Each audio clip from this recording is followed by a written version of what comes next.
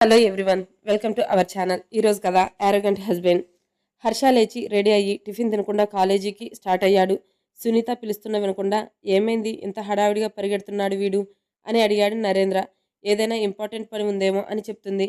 జులాయిగా తిరగడం కూడా ఇంపార్టెంట్ పనేనా అనగానే, అబ్బా ఎప్పుడు మీరు వాడిని తిట్టుకోవడమే, ఏ ఎగ్జామ్స్ ఫెయిల్ అయినట్టు తెలిసిందా అని నా కొడుకు టాలెంట్ ఒక పక్క ఎంజాయ్ చేస్తూనే ఇంకొక పక్క బాగా చదువుతున్నాడు. ఆ కారణం చేత నేను వాడిని పెద్దగా పట్టించుకోవడం లేదు.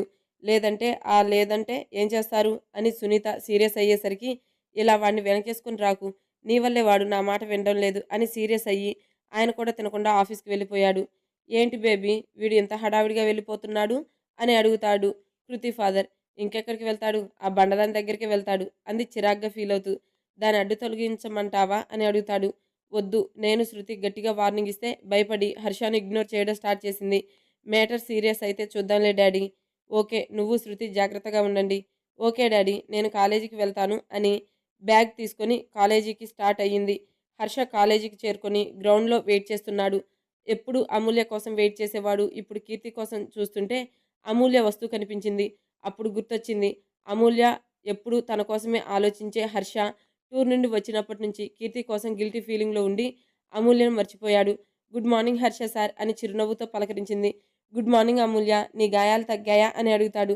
నాకేం పెద్దగా అవ్వలేదు సార్, దేవ్ సార్కే చాలా పెద్దగా తగిలాయి, కోలుకోవడానికి వారం పట్టేలా ఉంది అంది బాధగా. హా, వాడి ప్రాణం గట్టిదేలే, వాడికేం కాదు, నువ్వు బాధపడకు అంటాడు కేర్లెస్గా. సార్ అలా మాట్లాడకండి, ఎదుటివారు ప్రాణం అంటే మీకంత చులకన అని హర్షపై అరిచి వడివడిగా క్లాస్కి వెళ్ళిపోయింది. ఛా, నేనేంటి తన దృష్టిలో బ్లాడ్ అయిపోయేలా ఉన్నాను. ముందు కీర్తి దగ్గర, ఇప్పుడు అమూల్య దగ్గర. ఈ కీర్తి ఇంకా కాలేజీకి రాలేదేంటి? కీర్తికి సారీ చెప్పి అమూల్యను బుజ్జగించుకోవాలి అనుకుని అక్కడే వెయిట్ చేశాడు. క్లాసెస్ స్టార్ట్ అయినా కీర్తి రాకపోవడంతో నిరాశగా క్యాంటీన్కి వెళ్ళి కూర్చున్నాడు. కీర్తి కాలేజీకి రాలేదేంటి అనుకుని తన ప్లేస్లో కూర్చుంది. క్లాసెస్ జరుగుతున్న కీర్తి లేకపోవడంతో మనసు మొత్తం దేవ్పై ఉంది. లంచ్ టైంకి క్లాస్ బయటకు వచ్చింది.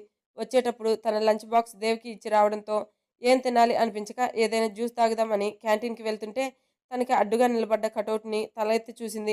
క్యాప్ పెట్టుకుని మొహానికి మాస్క్ వేసుకున్న అతన్ని అర నిమిషం గమనించి, దేవ్ సార్ మీరెక్కడేంటి అని కంగారుగా అడిగింది. గుర్తుపట్టవు అనుకున్నా, నీ బుర్రలో గుజ్జు ఉందని నిరూపించుకున్నావు అంటాడు. వెటకారాలు ఆపండి, మీ హెల్త్ బాగాలేదు కదా, ఎందుకు వచ్చారు అంది. నా తలకి మాత్రమే తగిలింది, కాళ్ళు చేతులు బాగానే పనిచేస్తున్నాయి, వాటి హెల్ప్తోనే బైక్ డ్రైవ్ చేసుకుంటూ వచ్చాను. మీరు కాలేజీకి రావాల్సిన అవసరం ఏంటి, ఏదైనా పని మీద వచ్చారా? నీకోసమే వచ్చాను అంటాడు. నేను ఈవినింగ్ వస్తాను కదా, అప్పుడే బయటికి ఎందుకు వచ్చారు రెస్ట్ తీసుకోకుండా? నువ్వే చెప్పావుగా ఇంట్లో గ్రాసరీస్ లేవని, తేవడానికి వెళ్తున్నా, నువ్వు వస్తావేమో అని అడగడానికి వచ్చాను. ఆర్డర్ పెడితే వస్తాయి అని తెలియని మన అమ్ము బేబీ దేవ్కి కష్టం కలిగించకుండా సరే వస్తాను అంది. అమూల్యకు పెద్దగా బయట ప్రపంచం తెలియదు.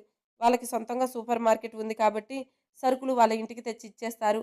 ఇల్లు, స్కూల్, కాలేజీకి వెళ్ళి రావడం తప్ప బయట ప్రపంచం తెలీదు అంటే సరళ తెలియనివ్వలేదనుకోండి.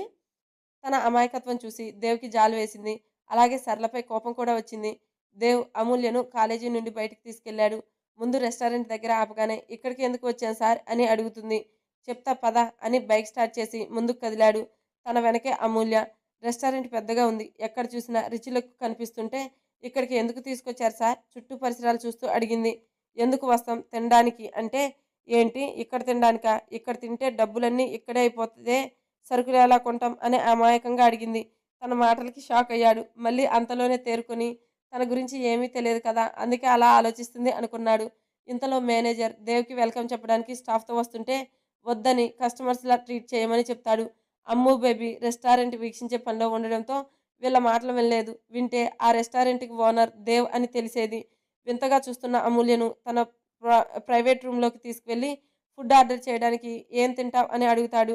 సార్ ఇక్కడొద్దు, మనం బయట ఎక్కడైనా తిందాం, ఇక్కడ చూస్తే బిల్ ఎక్కువగా వేసేలా ఉన్నారు, నువ్వు అవన్నీ ఆలోచించకు, ముందు తిను, బిల్ గురించి నేను చూసుకుంటా అని తనే అమూల్యకు ఆర్డర్ చేశాడు.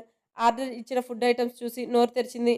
సార్ ఇవన్నీ మనం తినడానికా అని అడిగితే, కాదు నువ్వు తినడానికి అంటాడు. ఇవన్నీ నేను తినలేను అని భయంగా చెప్తుంది. ఎక్కడ బలవంతంగా తినమంటాడో అని.